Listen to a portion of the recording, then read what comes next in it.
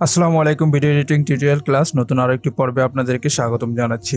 বন্ধুরা, আজকে আমরা দেখব, আপনারা হয়তো অনেকেই দেখে থাকবেন যে ইনস্টাগ্রাম অথবা টিকটক বা কোনো একটা শর্ট ফিল্মের মধ্যে আপনারা দেখতে পান যে উপর দিয়ে এই সাইড দিয়ে কোনো একটা প্রোগ্রেস বার ভিডিও ডিউরেশনটাকে ডিক্রিজ করে ফেলে, মানে আস্তে আস্তে করে ভিডিও সময় শেষ হয়ে যায়, এরকম একটা প্রোগ্রেস বার আপনারা দেখতে পান। সেটা আপনারা কিভাবে তৈরি করবেন সেই বিষয়টা আজকে আমি আপনাদেরকে দেখিয়ে দেব। তো চলুন কথা না বলে ভিডিওটি শুরু করি।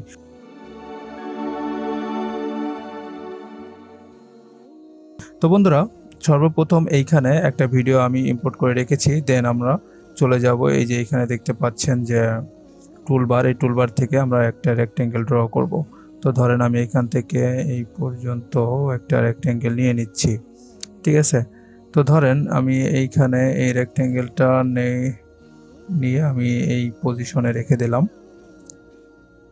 ধরেন এই পজিশনে রাখলাম। রাখার পরে আমরা চলে যাব, এইখান থেকে যদি কালার চেঞ্জ করার প্রয়োজন হয় আমাদের, তাহলে আমরা চলে যাব উইন্ডোতে যাওয়ার পরে এখানে দেখতে পাবেন এই যে এজেন্সিয়াল গ্রাফিক্স। তো এই এজেন্সিয়াল গ্রাফিক্স এটাকে আপনারা টার্ন অন করে দেবেন, ঠিক আছে। টার্ন অন করে দিলে আপনারা এই যে এখানে দেখতে পাবেন, এই যে এডিটে যাবেন, এডিটে যাওয়ার পরে এখান থেকে আপনারা কালারটা চেঞ্জ করে দিবেন।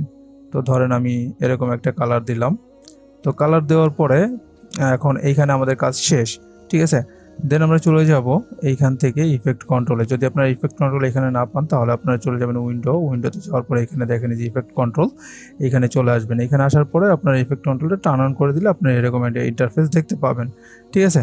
তো ধরেন এইখানে আসবেন, এই যে দেখতে পাচ্ছেন শেপ, আমরা একটা শেপ নিছি যেহেতু, তো শেপ নিয়েছি। তো এইখানে দেখতে পাচ্ছেন যে পাথ, এই পাথটাকে আমরা অ্যানিমেট করব। তো এটা করার জন্য সর্বপ্রথম আমাদেরকে চলে যেতে হবে এই রেক্টেঙ্গেলটার একবারে লাস্টে যাওয়ার পরে এখানে আমরা এই পাথটাকে অন করে দেব। অন করে দেওয়ার পরে আমরা চলে যাব একেবারে লাস্টে, ঠিক আছে।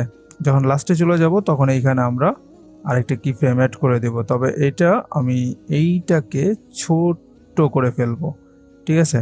এখন এটা যদি আমি প্লে করি তাহলে দেখেন কিভাবে প্রোগ্রেস বারটা অন হচ্ছে, দেখতে পাচ্ছেন, ঠিক আছে। তা আপনারা ভিডিও ডিউরেশন যত পর্যন্ত আপনারা তত পর্যন্ত দিয়ে দিতে পারেন, ঠিক আছে। অর্থাৎ ভিডিও যেখানে শেষ হবে সে পর্যন্ত আপনারা দিয়ে দিতে পারেন, ঠিক আছে।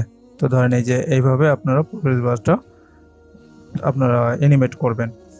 তো আশা করি আজকের এই ভিডিওটি আপনাদের ভালো লেগেছে। তবে কতটুকু ভালো লেগেছে তা অবশ্যই কমেন্ট বক্সে কমেন্ট করে জানাতে ভুলবেন না, এবং ভিডিওতে একটি লাইক করে দিবেন। সর্বোপরি চ্যানেলটা সাবস্ক্রাইব করে আমাদের সাথেই থাকবেন।